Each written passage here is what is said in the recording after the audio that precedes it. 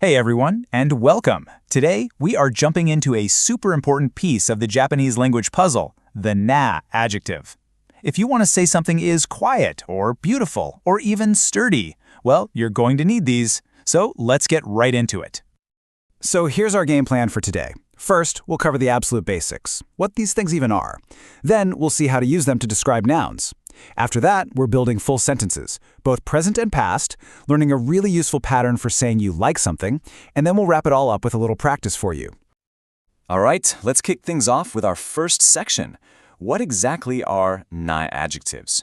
In Japanese, adjectives are basically split into two main teams, I adjectives and na adjectives. And as you've probably guessed, today is all about team na. So what's the secret sauce that makes a na adjective a non-adjective? Well, it's a describing word, sure, but its key ingredient is this little character right here. Na, pronounced na. I like to think of na as the special glue that sticks your adjective to the noun it's describing. It's a really simple but powerful idea. Okay, so let's move on to their most common job, modifying nouns. This is where we get to see that special glue we were just talking about in action. And believe it or not, the formula for this is just beautiful in its simplicity. You literally just take your na adjective, add that magical now particle, and then follow it up with the noun you're describing. That's it. Let's check out a couple of examples. Okay, let's see this in the wild. If you want to say a beautiful teacher, you take the adjective kirei, that's kirei, add our glue, na, and then the noun sensei, sensei. Put it all together, kirei na sensei. How about quiet music? You got it.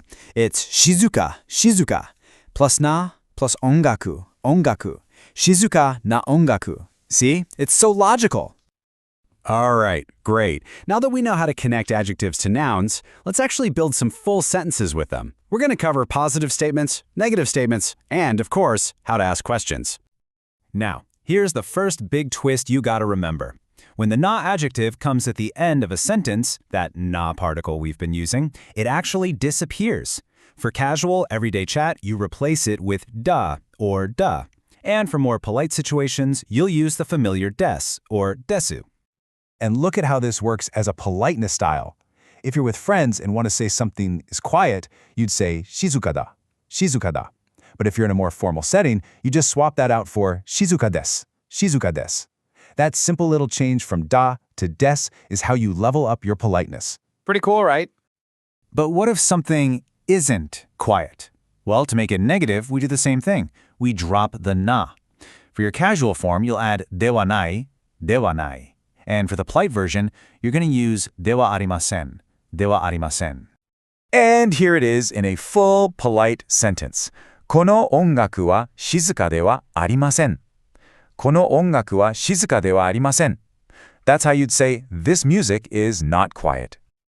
Now you're going to love this next part. Asking questions in Japanese is so easy. All you do is take your polite statement that ends in des, and you just add the question particle ka right on the end.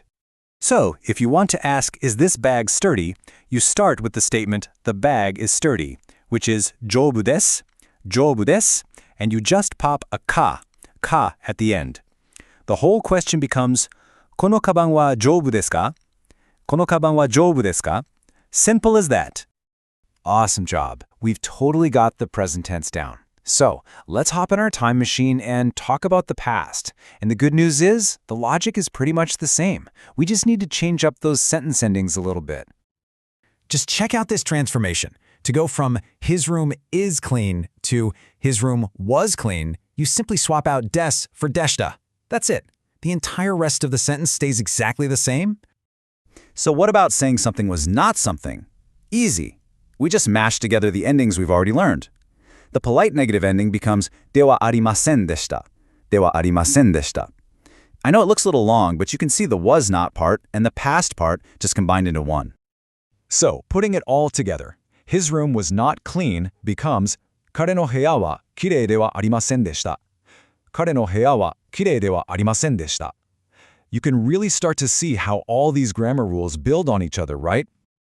Okay, next up, the A likes B pattern. This is a phrase you are going to use all the time. And here's a fun little language fact for you. The Japanese word for like is actually a na adjective. So the pattern goes like this.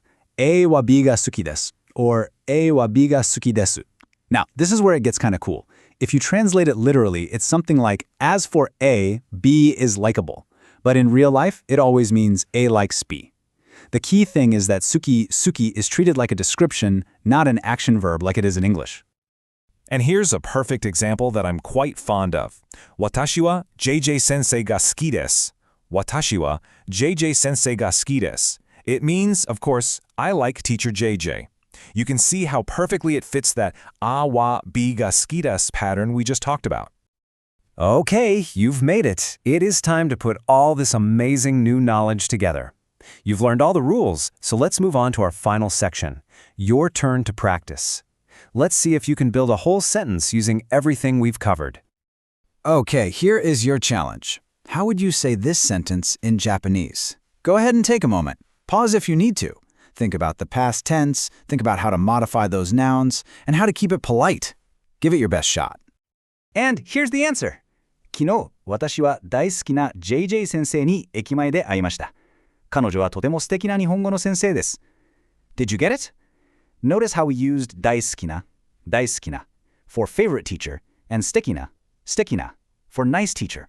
They're both not adjectives describing a noun, working exactly like we learned. Seriously, fantastic work if you got that right. And there you have it, the essentials of na-type adjectives. You can now describe all sorts of things, people, and places in both the present and the past.